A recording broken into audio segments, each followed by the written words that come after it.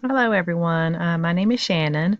Like everybody, I think, or most everybody else in this class, I'm working on my BSN. Hope to have that finished by December. Got my fingers crossed everything works out for that.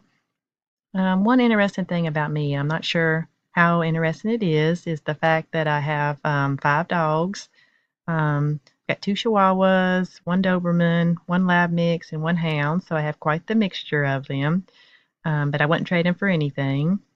Um, I'm not really big on working out, so hopefully this class will encourage me to become a little bit more active.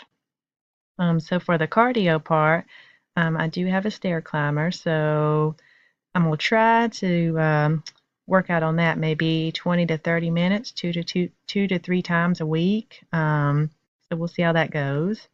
For the resistance training, I think I'm going to start with something simple, like maybe some sit-ups.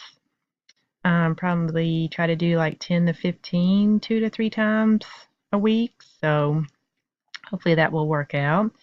And for flexibility, I've actually already been kind of working on this for the last little bit. I just found out I had plantar fasciitis, so I've actually already been doing stretching exercises on my feet and on my legs, which have really helped out a lot. That and also finding a good pair of shoes as well.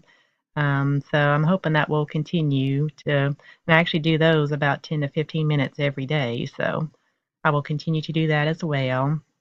I would say the biggest thing will be trying to find ways to help me relax a little, kind of de-stress. So I'm hoping to take more walks. I live out in the country, so I have a good place to walk and get some fresh air. So that really helps out a lot. So I'm going to try to do that more often.